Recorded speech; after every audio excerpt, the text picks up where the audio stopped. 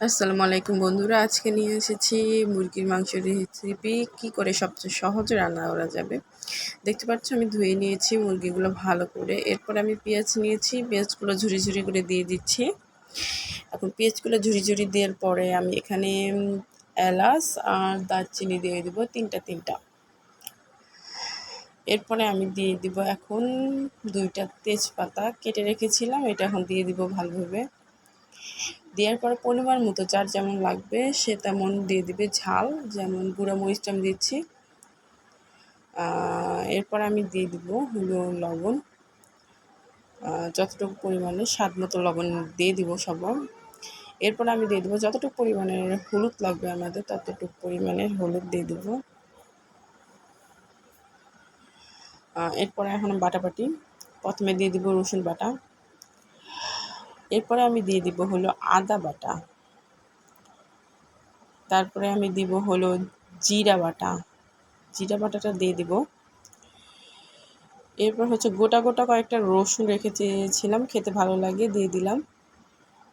এখন তারপরে আমি দিয়ে দিব সয়াবিন তেল, যতটুকু পরিমাণ লাগে, কেউ তেল বেশি খায় কেউ কম খায়, আমি আমার পরিমাণ মতো দিয়ে দিলাম।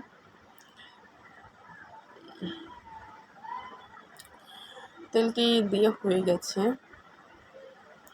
এখন আমি ভালো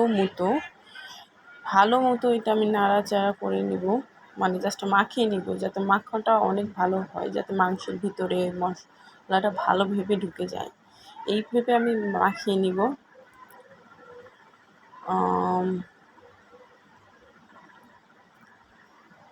দেখতে পাচ্ছেন মাখিয়ে নিচ্ছি।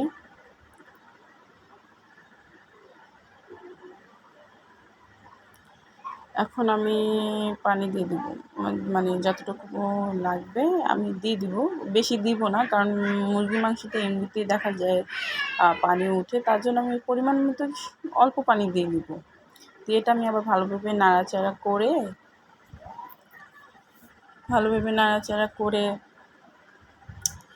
এখন আমি এটা ভালো করে রেখে দিব। জাস্ট আর কিছু আমার করার নেই এখানে। শেষে কাঁচামরিচ দিয়ে দিব, কয়টা 2-3টা কাঁচামরিচ দিয়ে দিব। এটা আমার ভালো লাগে খেতে, আমি মনে হয় এটা দেওয়ার পর আমার স্বাদটা চেঞ্জ হয়, তাই আমি দিয়ে দিই, এটা আমার ভালো লাগে। আর কিছু করার নেই, জাস্ট ডাইরেক্ট চুলার মধ্যে দিয়ে দেবো। দেখতে পাচ্ছেন যে আমার বলক এসে পড়েছে।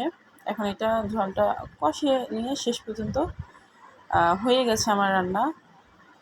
এখন দেখতে পারবেন ফাইনাল লুকটা কত সুন্দর এসেছে মুরগির মাংস, জাস্ট ওয়াও, কালারটা just wow. Thank you so much, অবশ্যই ট্রাই করবেন সবাই।